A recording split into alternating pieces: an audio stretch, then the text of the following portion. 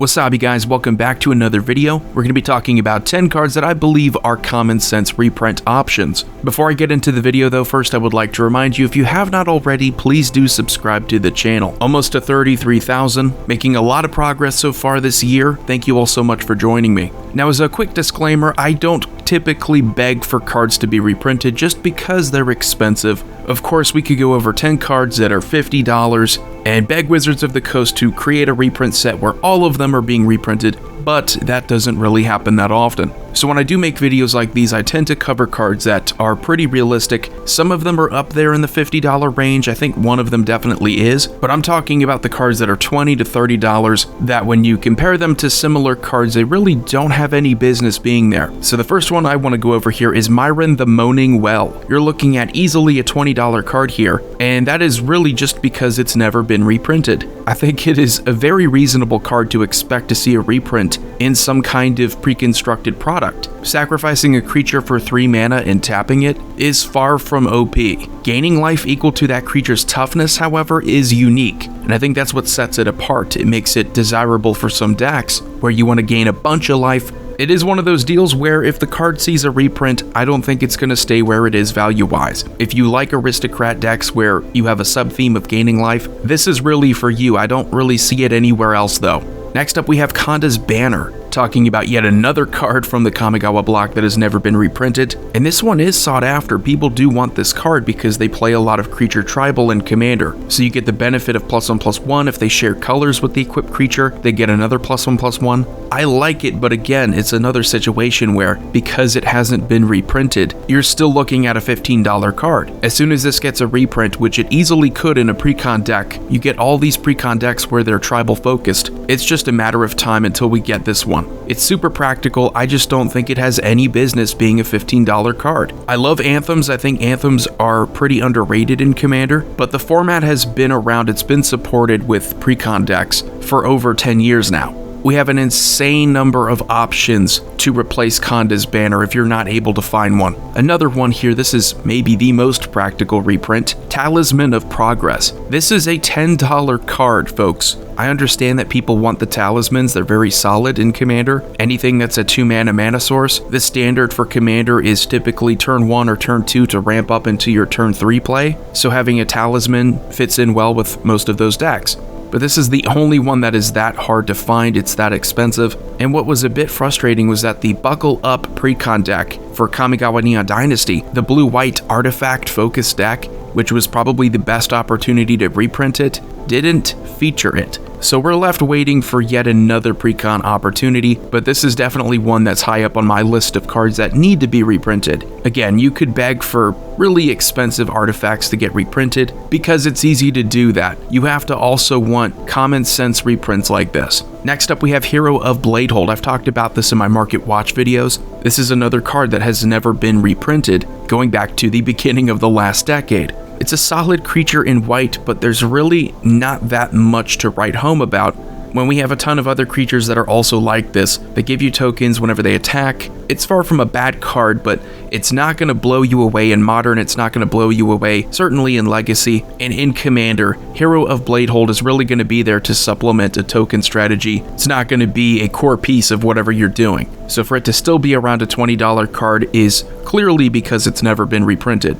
And next up we have Spellseeker from Battle Bond. This did get a reprint, but it was a Judge gift promo card, which you know how those go. For the purpose of making the card a little bit more available, they don't tend to do that, so they won't really have that much of an effect on the price of the original card that people are looking for. Spellseeker is actually sought after for competitive EDH play, so that is a justification for its price. This is the first time in the video so far where I've been able to say this is probably worth the price you're seeing. That doesn't mean it shouldn't see a reprint in a reprint set like a Modern Horizons, or maybe a follow-up to Battle Bond, something like that. Great card to set up combos with, and that's why she's expensive, but we're at the point now where Battle Bond was so long ago, and you just have a lot of these cards that people are still looking for. Next up, we're going to be talking about a couple black cards here. The first one is Imp's Mischief. We've talked about these forever, but this is one that definitely needs a reprint, and why it didn't get a reprint in Time Spiral Remastered, I have no clue.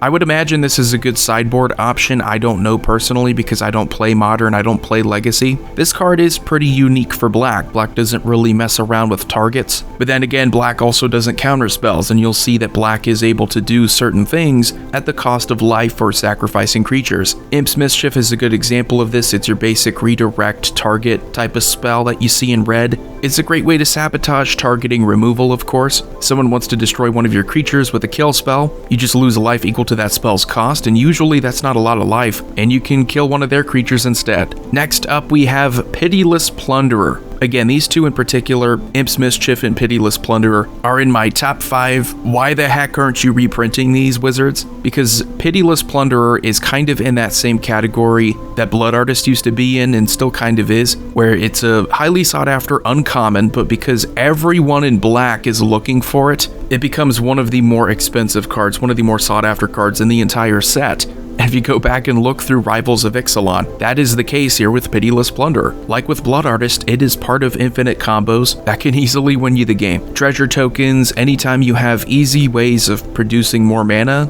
you're enabling other combos. And having a $10 uncommon here, I think that is pretty ridiculous. Speaking of expensive uncommons that are expensive because they've never been reprinted, we have Meltdown. Destroy each artifact with total casting cost X or less. All the way back in Urza Saga, such a great set, a lot of good cards, and Meltdown is one of them. However, Meltdown is an uncommon, so it is fair game for Reprintville. The reason why it has recently seen a price hike is because it is a solid sideboard card for Legacy. All you have to do is pay a few mana, and you're destroying all of your opponent's artifact ramp. This would be good in Vintage, where your opponents have nothing but cheap artifacts that help them ramp up really quickly. And I think it has Commander playability for a similar reason, although I don't think it's quite as devastating in Commander. To be a $10 card and to hold above $10 for this long, to me this screams reprint, especially considering it's been well over 20 years since this card's been printed. Get it done, Wizards. In all fairness though, I think this has just been introduced to a lot of people, and it is gaining interest rather recently. But in acknowledging how powerful this card is, I would expect to see it get a reprint here soon. Next up, we have Cream of the Crop. How this card didn't get a reprint since Morningtide, I'll never know. I love cards like these. They're super cheap enchantments that sit on the field, and you just accumulate more value. A great way to set up your library for the win. If you're a fan of using something like Sylvan Library, your goal is to get through your deck as quickly as possible by seeing as many cards as possible. This doesn't draw you cards, I know, but the goal is somewhat similar. By playing more creatures, you were able to set up your library, put the card you actually want to draw into on top. It's one of those cards where it's not that powerful, it's not overpowered for 2 mana. And the last card to talk about is the Great Henge. You knew one of these was coming, right? I want to compare this to another mythic rare, and that is Craterhoof Behemoth. And yes, I know Craterhoof has been reprinted, but the justification for reprinting it I think is a little bit different. Craterhoof is sought after as another pretty expensive mana cost green mythic because it was used so often as a win con. The Great Henge, I think because it is more of a utility card, it deserves to be reprinted a lot sooner.